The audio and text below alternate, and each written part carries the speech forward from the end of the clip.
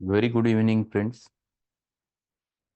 Meeting again with the session of Stuart Close philosophy, and we're discussing the chapter number 8, that is the General Pathology of Homoeopathy. It's a big chapter covering nearly about all concepts related with the pathology with the homeopathy. Because what we learn in day-to-day life and in medical college is the general pathology, and that pathology is the material pathology. When we compare it with the homeopathy, at that time, this pathology is more than that of material pathology. Then we have to take into consideration the dynamic aspects behind those pathology, and we have to understand the causes of those pathologies which are visible, and those are always hidden in the material pathology as dynamic pathologies. Hahnemann came to the conclusion of three basic causes. That is, the first is venereal syphilitic miasm, second is venereal, that is the psychotic miasm, and third is non-venereal, that is soric. And these are the basic reasons which led him directly to find it out why these chronic causes or causes leads towards the pathology. So unless and until you understand these dynamic aspects of the diseases, chronic diseases, we cannot understand those pathology. Whatever pathology the modern science considers is the end product of what happens at the dynamic level. And that's why Stuart Close tried his level best to compare those pathologies with the homeopathy. Then he has compared the role of bacteriology and homeopathy. Then he has compared the doctrine of latency, the doctrine of metastasis, then the toxicological theory and the homeopathy. And all those concepts, homeopathy was way ahead, more than 50 to 60 years. Hahnemann have explained all those things. The last part which we are discussing is related with the drug diseases or iatrogenic diseases, and in which he tried to explain there are many disorders which are the result of whatever the medicines which are used in modern science in larger doses. And this happens quite commonly. In fact, during his time, those were very strong present. Today, science has advanced and came little bit to a consideration of what is the therapeutic dose and how one should go ahead with the therapeutic dose, etc. But still today, if you find it out, the doses of antibiotics, they are even in infants, they are given in nearly about 1 gram at a time, 2 gram at a time, very larger doses. So these are very important things which he has tried to explain over there, that these are the things which causes a problem for the human being. And many of times, whatever the patient complaints are there, those complaints are the results of those drugs which are used in very larger doses. And that's what we have to understand. Many times patient comes to us with chronic diseases, and many times it is a mixed picture, original disease symptoms along with the drug symptom, and we should be able to differentiate between them, and we have to understand whether it is really a chronic disease or whether it is a iatrogenic disease. And for that purpose, we must have a knowledge of all the ingredients, and we must know that what the patient has consumed prior coming to us. And that's what we have learned in last lecture. Let us go ahead on page number 115, the second paragraph. Every proving is the clinical record of artificial disease produced by some drug. Every case of sickness demands its corresponding drug, which is found comparing the symptoms of the patient with the symptoms of the drugs. For every disease arising from natural causes, there has been found and may be produced by some drug A similar artificial disease symptom corresponding with symptom often to minute details. This similar corresponding drug, once found and administered in proper dose, proves to be curative. Upon this easily demonstrable fact is founded the homeopathic healing art. From this fact was deduced the healing principle, which is scientific basis of homeopathy. So, he is now explaining that every drug substance which has a capacity to alter the human state of health, whenever given to the prover, it shows its presentation through the producing artificial disorder. All the functional signs and symptoms comes out as a reaction to that stimulus. We have the materia medica made up from this. And we have many drugs proved on one side, which has produced its artificial effects on the human body. In the similar way, the natural disease used to produce in the human being. And we have all those medicines which are collected together in materia medica, which are proved on healthy human beings, which carries both subjective as well as objective aspects of the symptoms. And whenever a patient comes with some disorder, all the symptoms which patient has, that we have to compare with the medicines already proved. Many a times we get the very perfect simillimum for them. Very occasionally it happens that we don't get a perfect simillimum. If we don't get the method already explained by Hahnemann how to go ahead, but generally we regularly get the similar set of symptoms in the medicines which are proved. So, for example, if the patient comes to us with a severe headache on the left sided, left temporal area, and it comes toward the left eye, and it along with very severe throbbing neuralgic pain in the left eye, and there is a flickering of the left eye along with irritation of left side of the face, along with the pain in the chest with palpitation, all those things, all those features with which patient approaches. According to modern science, you label it, it might be a neuralgia, it might be a left-sided migraine, whatever it may be. Labeling that will not going to give you a remedy. But all those symptoms are there in your materia medica under the remedy spigelia. So here the basic principle what you have to apply the law of similars. A drug capable of producing in a healthy individual a disease state exactly similar to that happens in a diseased individual.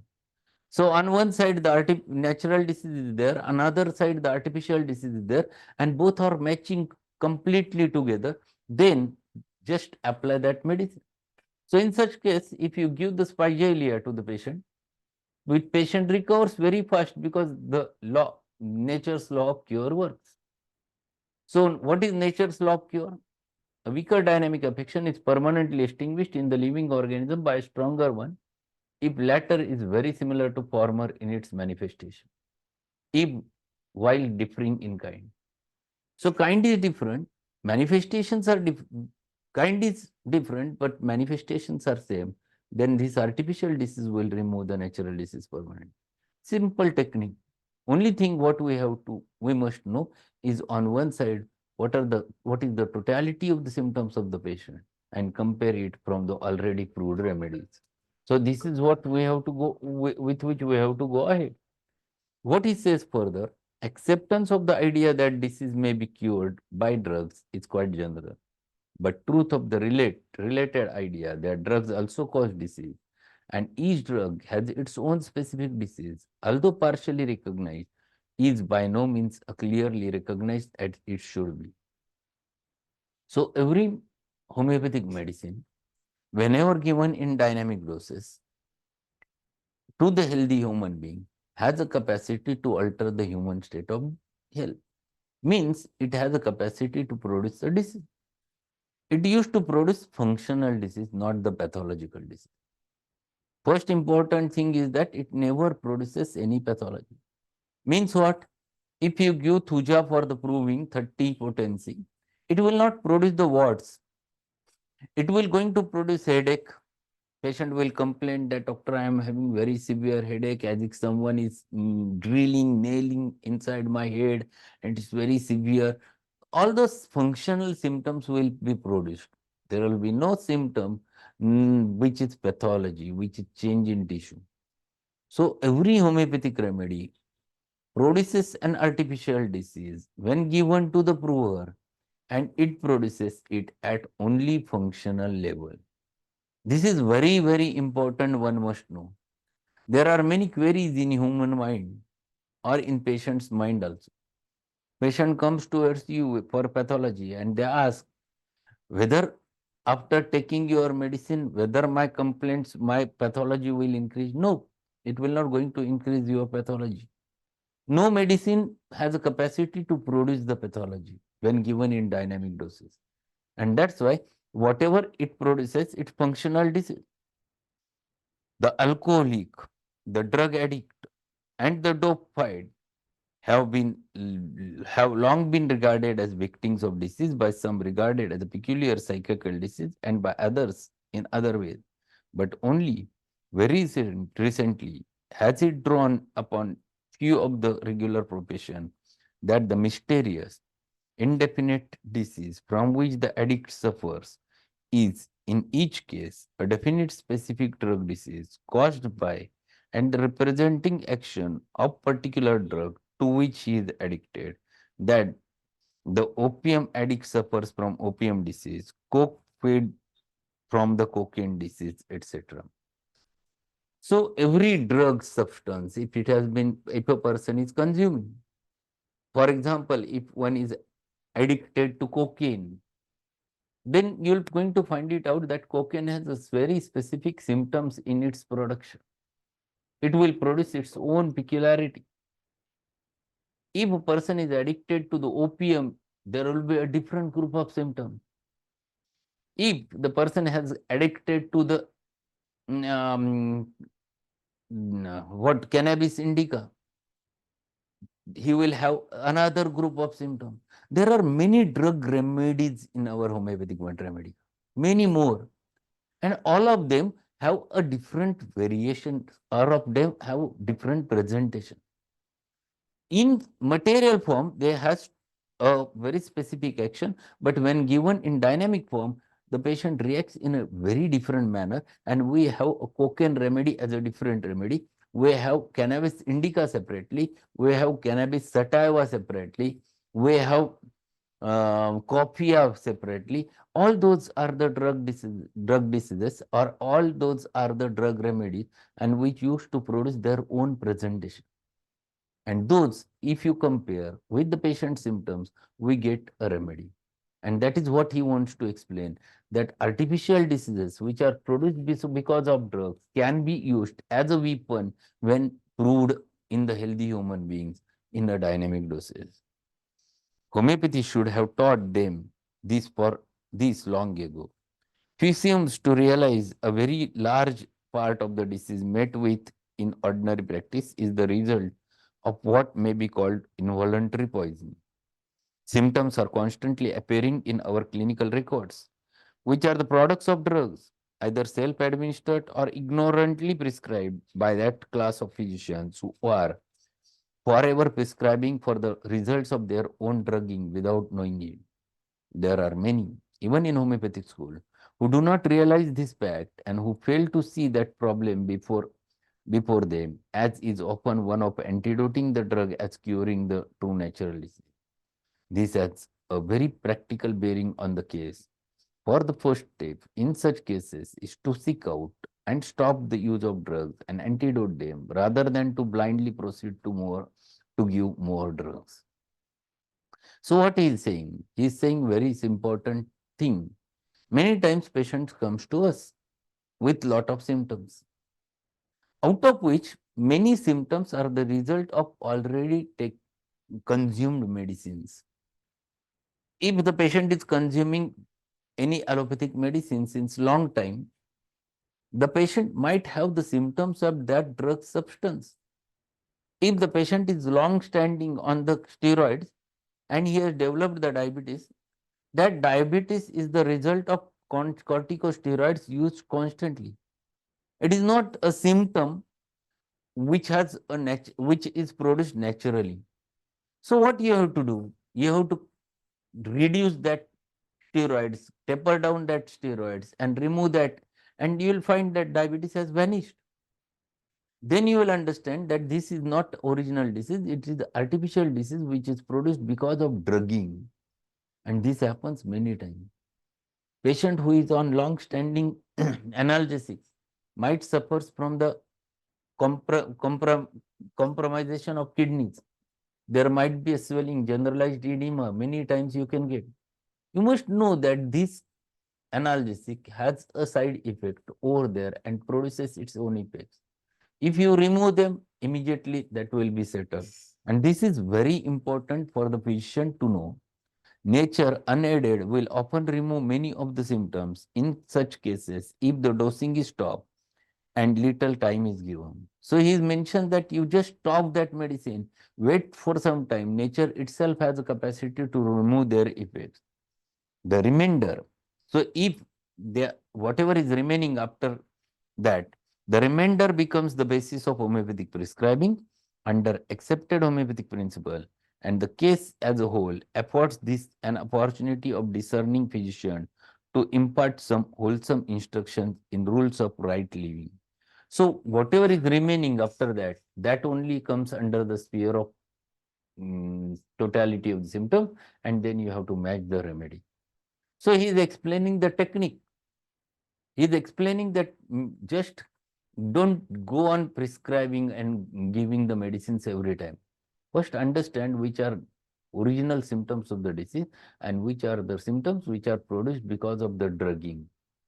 If you are able to understand, first remove that drug, wait for some time, and then whatever is remaining, then you treat it with the right medicine. He gives one example what Herring says. Herring said the last taken drug affords the best indication for next prescription. The experienced homeopathic physician, therefore, gives particular attention to the examination of cases to ascertaining the drugs have been previously used with a view to stopping their use and antidoting such as have been most influential in producing disorder as revealed by the study of symptoms. And he is explaining the Herring's criteria. What Herring says? You just go and understand what the patient has consumed prior. That will guide you what to do and what not to give. That is more important. Many times, many cases comes to you with lot of drugging. Then you have to think, if the patient is suffering from severe acid peptic trouble and he is consuming lot of painkiller, then it is your, when patient comes to you, you must know this is the thing which has been developed because of the long standing or long continued use of the analgesic. Then you must know that this gastritis is because of the result of that. Then you must antidote, and best antidote to for that purpose is the Naxomica. Antidote that with Naxomica so that patient's main problem will settle, and stop that taking the analgesic. Patient will be settled. So you have to understand what the patient has consumed prior to it. Overdosing and too frequent changing of remedies in homeopathic practice often leads to the confusion of the prescriber and damage of the patient. And this is one more thing. Many times, many practitioners goes on changing medicines off and on. He says you should not. First understand what you are prescribing, and then you continue according to the susceptibility. You just think prior to give the medicine in which potency patient requires. Otherwise, many times your remedy is perfect, but your potency is wrong. And he has given, I think, one example in next paragraph. We'll read that whole paragraph and we'll finish, because this example explains you what is how the potency should be selected. This was exemplified in a case seen by me in consultation with young physician. The patient was an infant, about 18 months old, who has been under treatment of 2 weeks. The diagnosis was indefinite because the nature of initial disease was obscure. The case did not at first seem serious and probably was not. But the child was now obviously very sick and there had been no signs of improvement. The young physician exhibited his up-to-date case record of the case, neatly kept.